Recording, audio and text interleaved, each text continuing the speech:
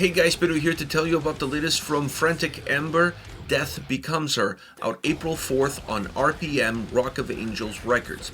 This album has 11 tracks, 50 minutes in length, and this is the band's third full-length studio album. They are a Swedish melodic death metal band. Now, from a design standpoint, I really like what they've done with this record. Outside of the intro and the outro, two songs that really help define the boundaries of this album, I really enjoyed the fact that they added almost built-in interludes into the tracks themselves. Almost every single song on this record has a very detailed intro, which allows for the mood to set and allows for the differences and uniquenesses of each and every single song to be easier to digest. I'm normally not a big fan of having this approach. I honestly feel like sometimes this takes away from the track because it takes you a little bit to get into it. But considering the overall length of the album and considering the overall sound of this record, having this approach on almost every song on the album definitely helps the mobility of the record, and it definitely helps the record move along a lot better, be more dynamic, and a lot easier to digest. Now, once you get into the sound, this is obviously a melodic death metal record at its core, but it has other influences. Symphonic influences, thrash metal influences, death metal influences, black metal influences. It's an album that really takes perhaps the better pieces of a lot of different genres, brings them to the table, mixes them in with that more traditional Swedish melodic death metal sound, and creates almost a unique sound of its own. I like that sense of uniqueness that the record has. I like the fact that you moving from song to song, you get different perspectives on what the band can do. You get different ideas of what these influences can push these songs into, the boundaries that could be created, the type of textures that you could develop. So it's an album from that standpoint.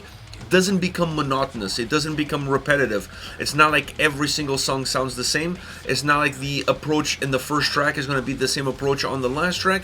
It's an album that has a lot of mobility, and once again, considering the amount of songs and the overall length, having these influences dictate more specific premises for the individual tracks is definitely in the record's best interest. The part that I have perhaps the biggest issue with when it comes to the sound on this album is the overall production.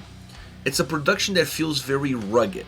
I don't want to say raw, but it feels very rugged. It creates a very old school essence to this album, which in some of the more traditional Swedish melodic death metal sounds is a great throwback to bands like Entombed. But when you start to include some of the other influences, specific the more symphonic sound, it just doesn't blend as well. The symphonic tracks on this record, or the tracks that have a very symphonic presence, needed a little bit more of a crisp, clear sound in order to become bigger, in order for that symphonic side of the track to take control of the song, and in order for you to see a much bigger picture of what the track could be. Having that rugged production even on those tracks, not necessarily around the symphonic sound, but around the guitars, drums, and bass, takes a little bit away from it. It almost becomes neither one nor the other. It's very hard for a listener to appreciate the cinematic and theatrical approach that comes with a more symphonic melodic death metal sound when the melodic death metal sound feels rough around the edges. And that's exactly how this album is presented song in, song out. There are moments of clarity, very few and far in between. Predominantly, some of the symphonic elements themselves have some clarity within them, but once again, they become a little bit drawn out by that more rugged, old school, rough style of production that the album overall presents. And it's very visible, specifically when it comes to the guitar sound. Not that the guitars don't sound great, not that they don't have heaviness, not that they don't have thickness, not that they don't have a drive to them. They have all of those elements, including melody, obviously, being a melodic death metal record. But the production side on the guitars gives them a little bit too much thickness, and that thickness at times, specifically around the edges of the sound, become quite distorted. And when you start to see that, you're not able to see the definition of some of the elements that are overtaken by it. One of those, for example, being the bass. This is a record that allows the bass sound to creep into the mix very rarely. You really have to dig deep in order to find it, because more often than not, that bass sound is completely covered by that roughness around the production of the guitar sound. Now, the drums have some clarity of their own, but once again, it's very hard to detect that clarity throughout the album. They match well with the essence of the record. They're able to provide the album sound-wise a very interesting backdrop, giving some overall thickness, even extra thickness, I would say, and even extra ruggedness to the way the sound is presented.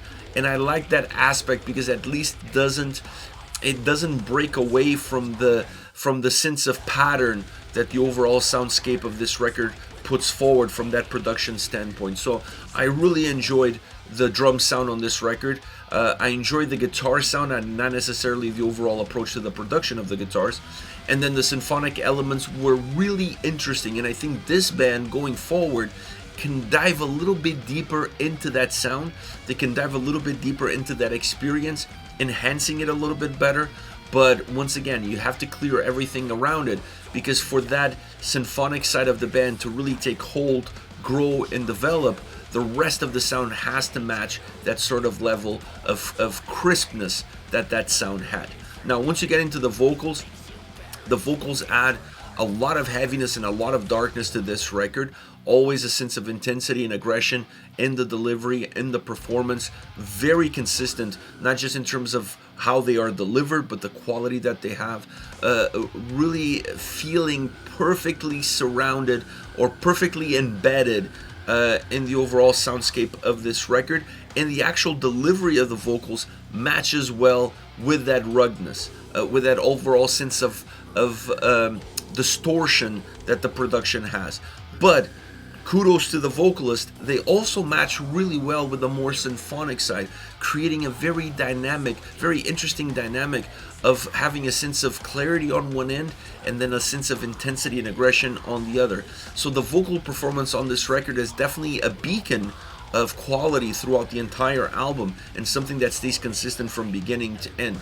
Overall, I enjoy the blends, I enjoy the influences, I enjoy the approach. I just would have liked to see the sound be a little bit more crisp, specifically on songs that have those symphonic elements in them. And songs that don't have them, or that they're not as predominant, then it's perfectly fine. It's a throwback sound, it's a throwback melodic death metal sound that also works extremely well. It's just very hard to match the two on the same song.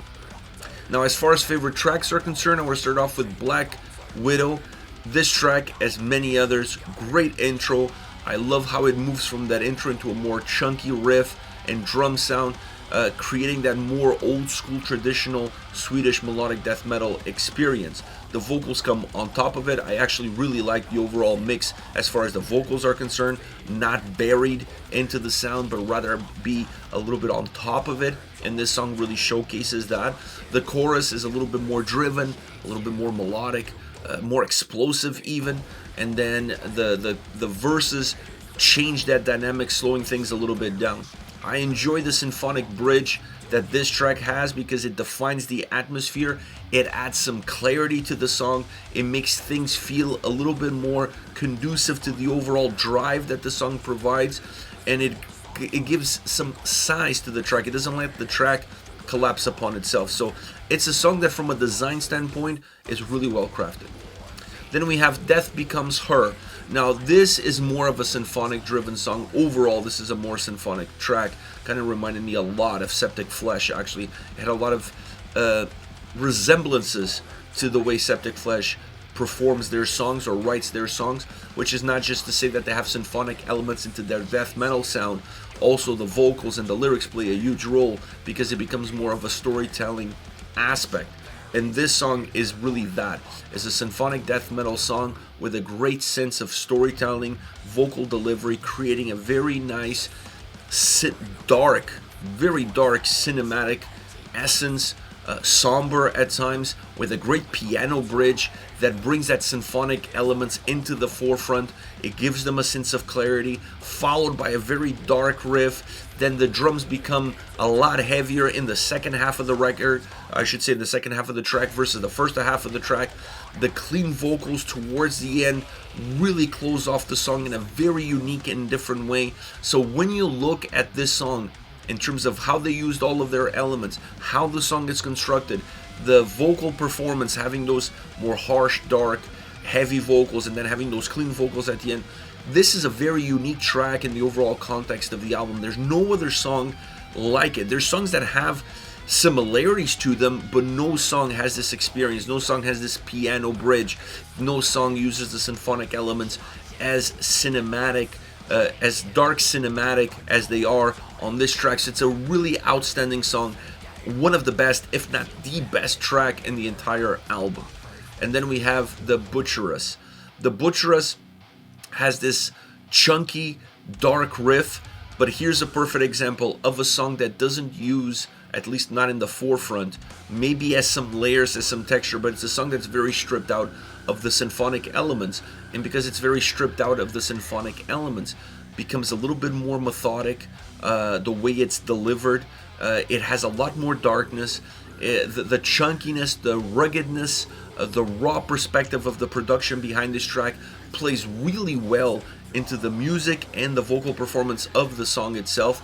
It allows some of the bass to creep up, and when you listen to this track, you're listening to a prototypical Swedish melodic death metal song, throwback style. That's exactly what this track is all about. And if every song had this format, that production would have worked perfectly. Would have been a throwback record, but it would have worked perfectly. So this song is a perfect example on how that aspect of production can really work for a track, and it can really get you the most out of it, but it's not going to be a one-size-fits-all when you have a lot more other influences coming in and dictating the individual fingerprinting textures of the songs. This is it, Frantic Ember with Death Becomes Her, out April 4th, once again on RPM and Rock of Angels Records. Let me know your thoughts on the band, on the singles. Hit me up in the comment section. I'll see you all at the next video. Take care, guys.